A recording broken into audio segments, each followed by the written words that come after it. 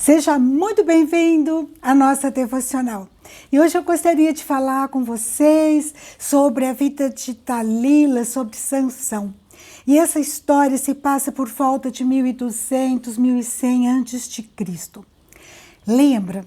Sansão era filho de Manoá e a sua mãe era estéril. E Deus dá a bênção dela ter esse filho chamado Sansão. Ele seria um nazireu, ele não poderia passar navalha na sua cabeça, ele tinha que ter um comportamento santo, ele não podia beber, ele não podia cortar o cabelo, né? E ele foi juiz. Durante 20 anos ele foi juiz de Israel. E ele é muito interessante a sua história, porque os seus pais pedem orientação de como agir e orientam Sansão. Mas Sansão, ele desperdiçou a sua vida com más decisões, com más escolhas. E ele teve empates muito sérios com os filisteus, ele põe fogo nas searas dos filisteus, ele fere 1000 homens, né, com queixada de jumento, e ele então é finalmente traído por Dalila. Mas era um homem que tinha um fraco por mulheres, né? E Dalila, ela se une com os filisteus e descobre a origem da força de Sansão. É interessante porque ela vai receber dos filisteus 1100 moedas de prata. E ela faz 3 tentativas, né? Na primeira, ela pergunta de onde vem a sua força, pergunta para Sansão, né? No Juízes capítulo 16, versículo 7. E ele fala, se me amarrares com 7 tentões frescos, ainda não secos, então eu me enfraquecerei. Ela faz isso e Sansão não perde a força. Depois ela pergunta de novo e ele diz, se me amarrarem bem com cordas novas, com que se não tenha feito obra nenhuma, então vou enfraquecer. E ela faz isso e nada acontece.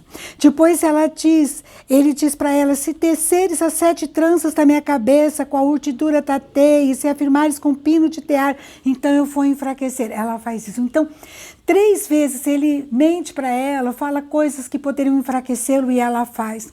Ele tinha sido avisado, ele tinha que ter percebido, né, o quanto que ela estava tentando traí-lo, mas ele não se rende às evidências, ele ignora, né, as evidências, de identificar que Dalila era traiçoeira.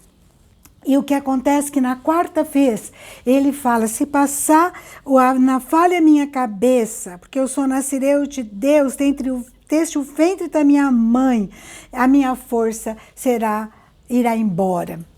E ela faz isso, ela pede para um homem, quando ele adormece no colo dela, né, nos joelhos dela, e esse homem corta o cabelo dele. E ele, quando acorda, ele vê que o cabelo dele estava rapado, né, tinha sido rapado.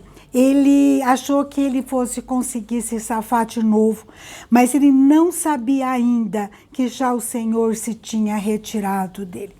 Esse é o versículo mais terrível da Bíblia. Deus havia se retirado dele. Coisa terrível, né? Mas eu quero falar um pouquinho sobre Dalila, né? Dalila tem sido sinônimo de mulher sensual, traiçoeira, porque ela realmente se vendeu para os filisteus para acabar com Sansão, que a amava tanto.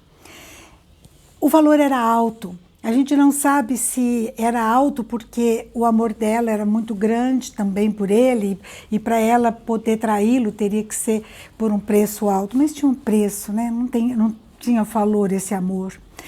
Ou muitos falam que é porque o povo dela era filisteu, mas há dúvida com relação a isso, né? E como Sansão tinha aprontado muitas com filisteus, de certa forma ela estaria defendendo o seu povo. A gente não sabe muito bem sobre isso, mas a gente sabe que Dalila perdeu uma grande oportunidade. Nós temos mulheres estrangeiras na Bíblia, Tamar, Ruth, Raabe, que fizeram uma nova história, porque reconheceram em Deus o único Deus verdadeiro. Mas temos também mulheres, né, como Dalila e Jezabel, que podiam ter virado a história, né? Reconhecido, se rendido ao nosso Deus, se não o fizeram. Mas, de qualquer forma, o que a gente vê nessa história são tantas as lições, né? Sansão, com essa fraqueza por mulheres, ele se perde, né, na sua função, na sua missão, que era libertar o povo dele do povo filisteu. Satanás, ele conhece a nossa fraqueza, ele tenta nos atingir nas nossas fraquezas.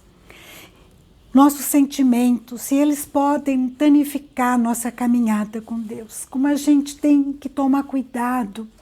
O coração é enganoso, diz a Bíblia, né? Nosso envolvimento, às vezes, com o mundo, as nossas emoções, né? Que podem, às vezes, serem colocadas acima da razão.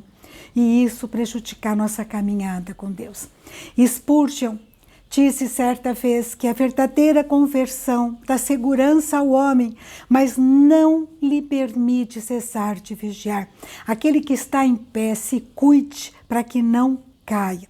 Que nós possamos, né, vigiar em todo o tempo. Porque Sansão não pensou nas consequências e o preço foi bastante alto. Quando ele, então, não teve força contra os filisteus, eles o cegaram, ele se tornou escravo dos filisteus. Conta-se, né, no final que, mesmo assim, Sansão, ele estava assim, apoiando, ele estava ali no templo de Dagon, e ele pede, então, que ele apalpe as colunas em que sustém a casa, para se encostar nela. E ele roga a Deus e diz: Senhor, peço-te que te lembre-te de mim e dá-me força só dessa vez, ó Deus, para que me vingue dos filisteus, ao menos por um dos meus olhos. E ele então abraçou-se, Sansão, com as duas colunas em que sustinha a casa, e fez força sobre elas com a mão direita em uma e com a esquerda noutra. E disse: morra eu com os filisteus. Se inclinou-se com força e diz que a casa caiu sobre os príncipes e sobre todo o povo, e foram mais os que matou na sua morte do que os que matara na sua vida. Triste final, né?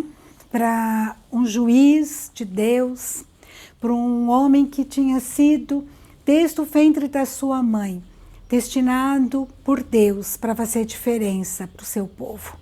Mas ele se perdeu nos seus sentimentos. Que eu e você possamos pensar na nossa vida, refletir e pedir a Deus que nos dê sabedoria para estarmos realmente usando a nossa razão, que nós possamos refletir naquelas emoções que têm perturbado a gente e nos distanciado de Deus. Amém? Que Deus ministre ao seu e ao meu coração e que a gente possa ter uma história digna, uma história que vale a pena, que não desperdicemos a nossa vida. Como Dalila desperdiçou uma grande oportunidade e Sansão também. Um grande abraço, fica com Deus e até a próxima, se Deus quiser.